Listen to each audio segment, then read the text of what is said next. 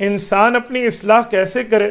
جب انسان اپنا علاج کسی قابل اعتماد ڈاکٹر سے کراتا ہے تو اپنی اصلاح کسی قابل اعتماد شیخ سے کیوں نہیں کراتے؟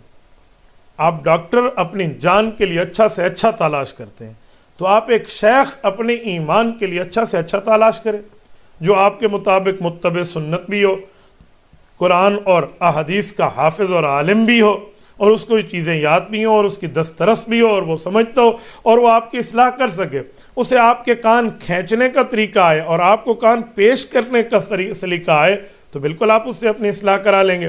آپ آئیے، شیخ کی خدمت میں بیٹھیے، اسے اپنی گناہ بتائیے، اپنی غلطیاں بتائیے، وہ آپ کو چھوڑنے کے طریقے بتائے گا۔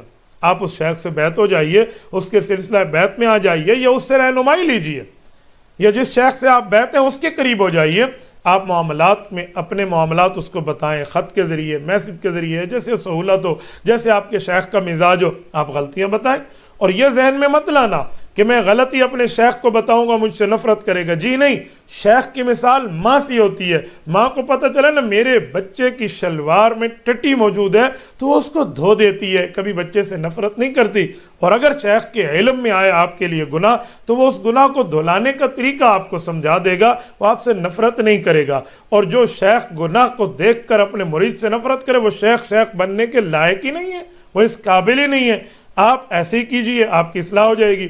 اور پھر بندے کو کیسے پتہ چلے گا کہ میں اصلاح پر ہوں؟ یہ دوسرا آپ کے سوال کا حصہ ہے، تو آسانی کی بات ہے، آپ نیکی کریں گے آپ کے دل کو سکون ملے گا۔ اذا اسرت کا حسنت وَإِذَا أَسَاءَتْ سَيِّئَةٌ فَأَنْتَ مُؤْمِنٌ، او کما قال علیہ السلام۔ حدیث پاک میں ہے کہ تجھے نیکی خوش کر دے، برائی تجھے غمگین کر دے، یہ تیرا مؤمن ہونے کا بہت بڑی علامت اور نشانی اور بات تجھے بتائی اور سمجھائی جا رہی ہے، تو بہت اچھی بات ہے۔ لیکن یہ خود سلیکشن نہ کیجئے، خود انتخاب نہ کیجئے، اپنے بڑے، اپنے شیخ، اپنے بزرگ، اپنے استاذ، اس کی خدمت میں جا کر اپنے حالات پیش کیجئے، خود کو پیش کیجئے، اپنے معاملات پیش کیجئے، پھر جا کر معاملہ ٹھیک ہو جائے گا۔ بیعت کا معنی یہی ہے نا، خود کو دوسرے کے ہاتھ پہ بیچ دو، وہ اصلاح کرے گا آپ کی شریعت کے مطابق، وہ سمجھائے گا آپ کو دین کے مطابق، وہ بندہ آپ کی غلطیاں درست کرے گا، احکام تعلیمات نبویہ کے مطابق وہ پوری ترتیب آپ کو دے گا۔ آپ اس ماہر کی زیر نگرانی رہ کے اپنی غلطیوں سے معافی مانگ لیں گے اللہ سے، اس ماہر کی زیر نگرانی رہ کر آپ گناہ چھوڑنے کا طریقہ سمجھ لیں گے اور اچھائیوں کی طرف آ جائیں گے، وہ آپ کو نیکیوں کی طرف راغب کرے گا، آپ کو برائی سے چھڑا دے گا، تو آپ بہت اچھے طریقے سے اپنی اصلاح کرا سکتے ہیں۔ اور یہ بات یاد رکھیں، اگر وبا کا دور چل رہا ہو تو حکیم سے دوری بندے کی جان لیوا ثابت ہو سکتی ہے، اسی طرح فتنوں کا معاملہ چل رہا ہو، اہل حق سے دوری بندے کا ایمان لیوا ثابت ہو سکتی ہے۔ اللہ ہماری جانوں کی بھی حفاظت فرمائے، اللہ ہمارے ایمان کی بھی حفاظت فرمائے۔ آج کل لوگ سمجھتے ہیں یہ آخرت کی فکر، یہ مسجد، یہ قبر کی بات، یہ قیامت کی بات، یہ بس مولویوں کی ہے۔ بھائی مولویوں کی بات نہیں ہے، مولویوں نے آپ کی قبر پہ نہیں جانا، مولوی صرف آپ کو پیغمبر کے وارث ہونے کے ناطے سمجھا سنا بتا رہا ہے۔ جس نے ماننا ہے ٹھیک ہے، جس نے نہیں ماننا ہے اس کا اپنا معاملہ ہے، ٹھیک اعمال کا بدلہ بھی دیکھ لے گا اور برے اعمال کا بدلہ بھی دیکھے گا۔ لیکن ہم اپنے دل میں ایک شمع جلا لیں، اللہ سے ایک معاہدہ طے کر لیں کہ میرے مولا پیدا تو نے کیا، زندگی تو نے دی، آج دو بندے میری عزت کر رہے تو وہ بھی تیری پردہ ستاری کی چادر کی وجہ سے کر رہے، تو اللہ میں تیرا بن کے رہوں گا، تو میرے اوپر رحیم رہنا۔ یہ طے کر لو، یہ علیحدہ کونے میں بیٹھ کر اللہ سے بات طے کر لینا بندہ، خدا کی قسم اس کے لیے بڑے بڑے جبے کبے نہیں پہننے پڑتے۔ ولایت ایک ہی بات پہ حاصل ہے، نفس کی خواہشات پہ پہلا پاؤں رکھو، دوسرا پاؤں جنت پہ پہنچتا ہے، کوئی مشکل نہیں ہے آخرت۔ اور اللہ سے تعلق جس کا مضبوط ہو جائے پھر اللہ ایسی پردہ داری کرتے ہیں، اس کی ایسی کرتے ہیں کہ وقت کا نبی بھی اگر سوال کے لیے کہہ دے کہ میرے مولا اس کو ظاہر کر دے تو اللہ اس کی دوستی میں اسے ظاہر نہیں کرتے۔ پھر قوم موسیٰ علیہ السلام ہے نا، میدان میں ہے، نماز استسقاء کے لیے، دعائے استسقاء کے لیے اللہ بارش دے دے، ہزاروں بندے ٹھہرے ہیں، رب نے فرمایا موسیٰ بارش آنا ہی چاہتی ہے، ایک شخص کی وجہ سے رکی ہوئی ہے، اس کی بدعمالیاں اتنی ہیں۔ میرے مولا پھر کہ جب تک وہ تم میں موجود ہے وہ بارش نہیں دیں گے ہم۔ کہا اللہ ہم میں ہے، اسی مجمع میں ہے؟ کہا جی ہاں۔ حضرت موسیٰ کھڑے ہوئے اور اعلان کر دیا کہ ایک ظالم گناہگار فاسق و فاجر اللہ کا خطا کار ایسا ہے جس کی وجہ سے ہم سب سزا میں نکل جائے وہ ہم سے، تاکہ ہمارے اوپر اللہ کی رحمت آئے۔ اور آج ہم بارش مانگ رہے ہیں۔ اچھا، جو گناہگار تھا نا سرگودا کے غیور مسلمانوں، اس کے دل میں پکی بات آ گئی کہ یہ میں ہی ہوں اور مجھے کہا جا رہا ہے گناہگار تو میں ہوں، حقوق تو میں نے کھائے ہوئے ہیں، خطا کار ہوں، غلطیاں تو میں نے کی ہیں۔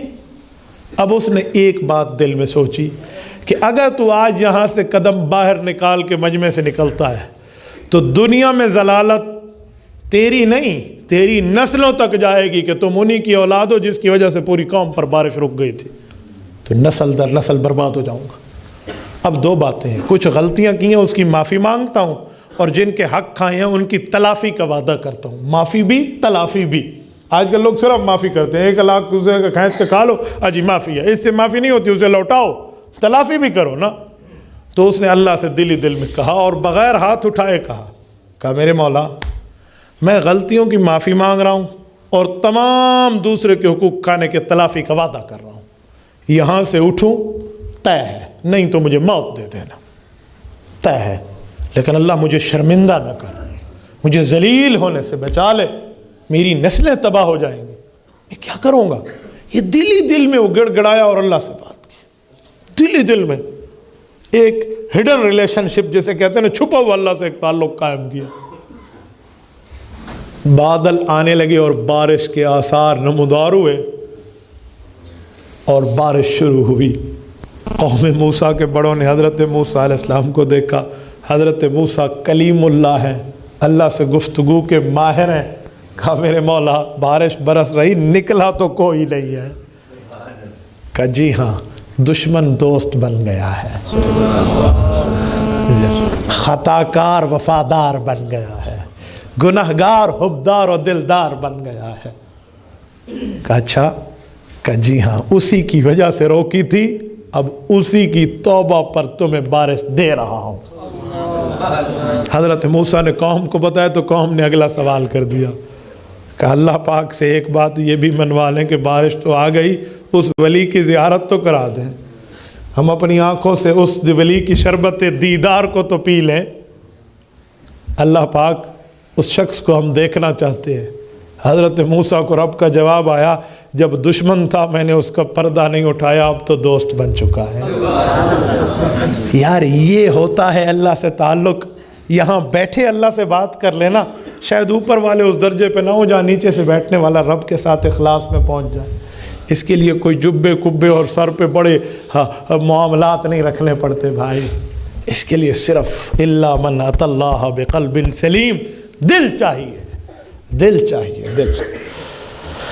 کہتے ہیں نا 1000 رگڑے کھا کے بنتا ہے دل، ایسے دل نہیں ہے، یہ پانی صاف ہے، یوں لائٹ ہے کیمرے کی اور یوں میں گلاس سامنے رکھو اور مجھے اس پانی سے گزر کے شیشے اور کانچ سے گزر کے وہ لائٹ نظر آ رہی ہے، کیوں؟ پانی صاف ہے۔ اور اگر یہ پانی گدلا ہو تو میں اس شخص کی سرخ ٹوپی کو بھی یہاں سے نہیں دیکھ پاؤں گا۔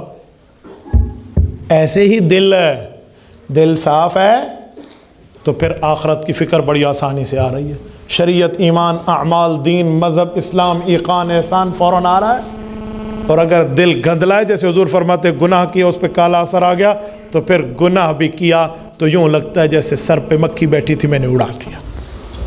تو بھائی اصل دل کو پاک کر لیں، یہاں بیٹھنے کا ایک ہی مقصد ہے، یہی فکر آخرت ہے، یہی معاملات ہیں۔